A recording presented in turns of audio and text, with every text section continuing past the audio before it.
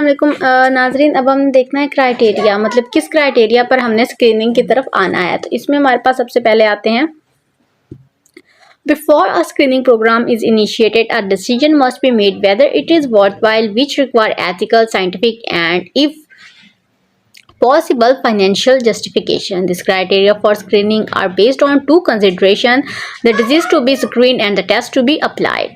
इसमें हमारे पास ये आता है क्राइटेरिया, हमारे पास ये है कि पहले अगर हम किसी भी स्क्रीनिंग की तरफ जा रहे हैं तो हमें 3 मेजर चीज़ों का ख्याल रखना चाहिए, जिसमें एक तो हमारे पास एथिकल रीजंस आ जाती हैं कि वो पर्सन इस चीज़ को आपको अलाउ करता है या नहीं।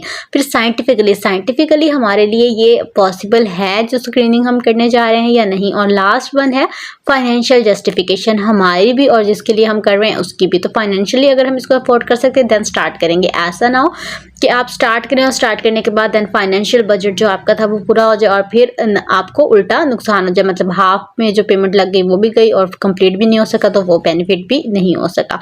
तो इसको हम test to be applied basis पर भी कर सकते हैं और बाकी बेसिस पर भी।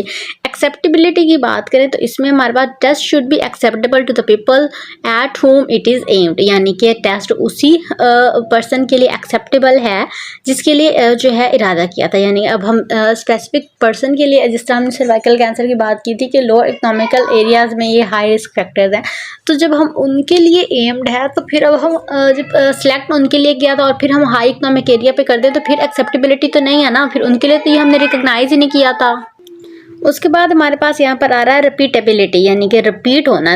Test must be repeated and test must give the consistent result when repeated more and once on the same individual और material under the same conditions.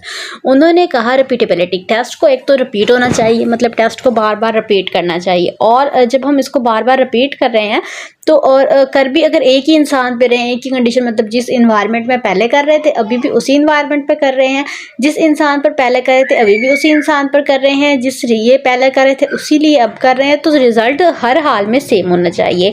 अगर कोई चीज़ चेंज है, या तो आपके पास पर्सन चेंज है या फिर पर्सन वही है, इन्वायरमेंट चेंज है, या फिर अब उसमें डायग्नोसिस कुछ और है, तो ये चीज़ें अगर आ रही हैं तो फिर टेस्ट की चेंज हो सकता है। अदरवाइज अगर सब कुछ सेम है तो फिर कोई वेरिएशन नहीं आनी चाहिए। उसके बाद हमारे पास है repeatedly of the test depend on 3 major factors पर ये डिपेंड कर रही होती है। 3 मेजर फैक्टर कौन से हैं? एक तो है ऑब्जर्वर की वेरिएशन, दूसरी है बायोलॉजिकल वेरिएशन और जो तीसरी है वो है error related are technical methods. ये 3 ऑब्जर्वर वेरिएशंस में हमारे पास फर्दर 2 तरह की आ जाती हैं। एक होती है इंट्रा ऑब्जर्वर वेरिएशन और एक होती है इंटर ऑब्जर्वर वेरिएशन। जो हमारे पास इंट्रा ऑब्जर्वर वेरिएशंस होती हैं, if a single observer takes 2 measurements in the same subject at the same time and each time he obtain a different result, this termed as observer are within the observer variation। यानी कि अगर एक single observer था जिसने 2 measurement ली एक ही वक्त में और सेम टाइम पर और हर टाइम जो है डिफरेंट रिजल्ट आए, तो ये हमारे पास observer within observer variation है। और फिर इंटर ऑब्जर्वर वेरिएशंस क्या होंगी? This is a variation among the different observers taking the measurements on the same subject or material, also known as the between observer variations। इसमें observational error आ सकते हैं, common हो सकते हैं इंटरप्रिटेशंस में, जैसे कि एक्सरे में, ईसीजी में, बीपी में और स्टडी ऑफ हिस्टोपैथोलॉजिकल स्पेसिमेन। इसमें हमारे पास ऑब्जर्वेशन एरर्स को 2 तरह से हम मिनिमाइज कर सकते हैं। एक हमारे पास जो मिनिमाइज करने का तरीका है वो है स्टैंडर्डाइजेशन ऑफ द प्रोसीजर और जो दूसरा है वो है intense training of all observers. यहाँ तक कोई भी सवाल हो तो पूछ लें। अल्लाह हाफिज़।